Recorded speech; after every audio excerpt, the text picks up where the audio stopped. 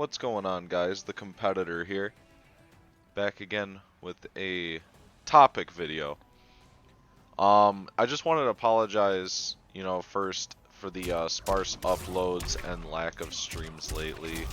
Real life situations have been very frustrating, to say the least, due to having to work 2 jobs and whatnot, worrying about student loans, all kinds of stuff like that. So I haven't had the time to play or record or enjoy video games a lot. So I am really sincerely sorry about that. Just putting that out there. But let's talk about decision making.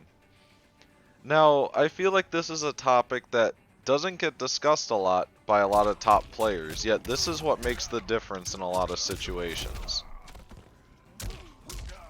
Now, there are 2 types of decision making.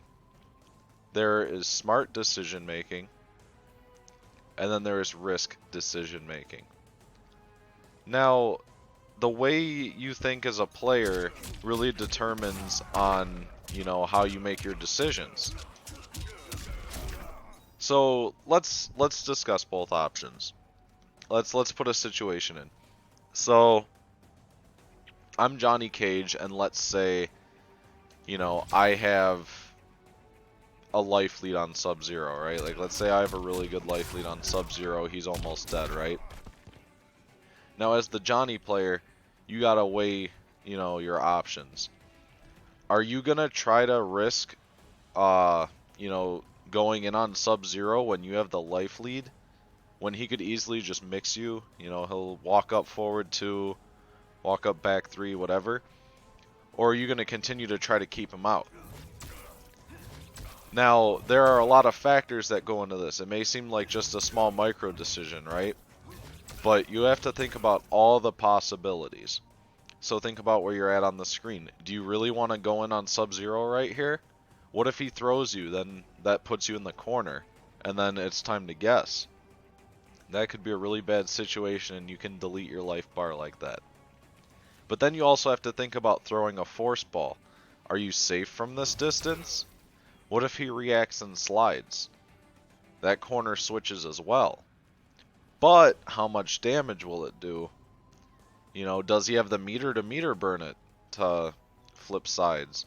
But then you also have to worry about, does he have crushing blow loaded and all kinds of stuff like that. So from right here, that's where you would make the decision as a player. You'd be like, okay, do I throw a force ball knowing that he could definitely slide and reverse the sides or do significant damage with a crushing blow? Do I try to bait his slide out because he has low health, so he's probably going to panic or do some kind of YOLO strategy? Or am I going to try to go in on him and just try to close out the round? Now, none of these decisions are wrong. There's only one that is the most correct. But making that decision is impossible your first time playing the opponent. You can't make the right decision every time. And it matters extremely, depending on how your opponent plays. Does your opponent panic when they have low health? Do they play more calm? What are their tendencies? So paying attention to just small decisions, like that doesn't seem like something you actively think about, but that's what a lot of top players are thinking about. Like, I'm at this situation, what is the best guaranteed way to do this? Should I take a risk going in and try to finish it out, or should I just play it safe and patient? A more popular situation that you guys probably could see clips of me doing is just neutral ducking. So I'm a maniac sometimes, and I like to go for hard reads. And honestly, it's somewhat of my downfall in certain cases. But if we set Sub-Zero to duck, right? Sometimes you'll notice, like, after a jump-in kick, I'll neutral duck, and that's because I think they're gonna jump kick and throw. And I have countless, if you go back and watch any of my gameplays, I have countless times where they do just jump kick into a throw, and I neutral duck it and down 2 crushing blow them. But like I said, that is an extreme risk, and you're honestly just better off taking the throw in certain situations. If I only have like 13% health, yeah, I might neutral duck that if I have a hard read that they're going to throw. Otherwise, you know, you're going to die for it. But now, if you have an 80% life lead on the opponent, there is no reason you can't just take the throw. And that's something that I've struggled with, that I've been getting better at, you know, just from watching back my footage from locals and whatnot. I blow life leads. I have crazy comebacks and, you know, a lot of clutch situations. But when I have the life lead, a lot of times I just completely throw it out the window because I make stupid decisions like that. I won't, you know, I won't just play safe and whatever. I'll take risks to try to end my opponent's life bar, you know, to get to that next round as quick as possible. When in reality, that's just killing me. You know, a situation would be, okay, I'm in the corner, and, you know, let's say maybe it's not Sub-Zero, but just another character. And, you know, they're doing their thing or whatever, and I have a huge life lead. But they'll walk up, and instead of me just taking a throw when I could have a comfortable life lead, I'll try to mash out or I'll neutral duck or whatever, and then I'll just eat a full combo, you know?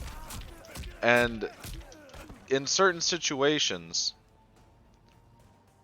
you know, going for that read, taking that risk is worth it, you know? Like, maybe you don't have the health to take a throw, then maybe that would be considered a good read. Or maybe you're just random, you know? That's the low player curse, you know? If you're a low level player, you know, you do something like that, you're a random. But if a top player does it, oh my god, they're godlike. What an insane read. What a bold read. You know, something like that. So that's just something I want you guys to think about if you're struggling in certain areas. Like maybe you're like me, you know, you have life leads and you keep losing them. You don't know what's going on. You're like, I have the life lead, but I always choke finishing out rounds. Think about your decision making. You know, like in this situation, right?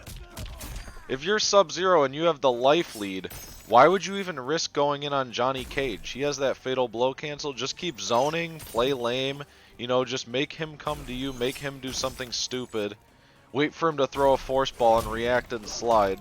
You know, finish out the round like that. Or if you have a full life bar and they got like 15%, just let them hang themselves because players usually panic in most cases unless we're talking about, you know, some top level players, very strong players in neutral, stuff like that.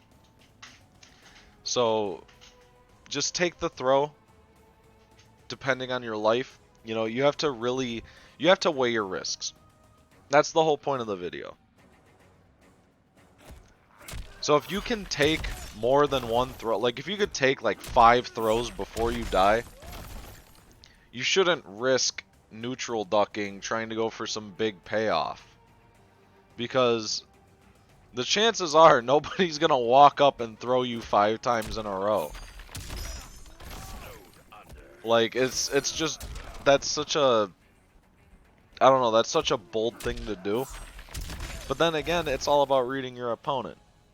So, pay attention to your life bar, pay attention to your opponent's life bar. Think about where you're at on the screen. Is a throw gonna put you back in the corner? You know, how much health will you have afterwards? How much meter do they have? How much meter do you have? Can you wake up if they throw you? Then it's, you know, you got a ton of situations there. Because if I'm in the corner and a character decides to throw me, like I just eat the throw and I have a lot of life, what's the risk in waking up? Because they're probably going to rush down trying to close out the round, trying to make a comeback. You have defensive tools, you have all kinds of tools. So just basically be aware of all the situations at hand, what could happen, you know, weighing your outcomes. Is neutral ducking a throw really worth eating a 40% combo because they have crushing blow? You know? It's just, you don't know if it's worth it or not until you play your opponent enough, until you play the game enough, play enough different people. You got to learn tendencies, got to learn how they play. Just weigh your options and, you know, adapt. Thank you guys for watching. I really hope this video helps some of you out, because while it is an obvious concept, I don't think a lot of people talk about it enough. And personally, this would help. It helps me out to like repeat things, because sometimes I don't think about it. Like you'll find me guilty of this. Like I'll have a life lead and I'll be trying to neutral duck throws. Especially if you go back and watch any set versus Crazy Fingers, I do it. I'm crazy. He's Crazy Fingers. And like I said, I just neutral duck throws when I don't have to, and it kills me. I'll eat like 5 mids in a row doing stupid stuff like that. So I think analyzing ways that I can get better will also help other people realize where they need to get better.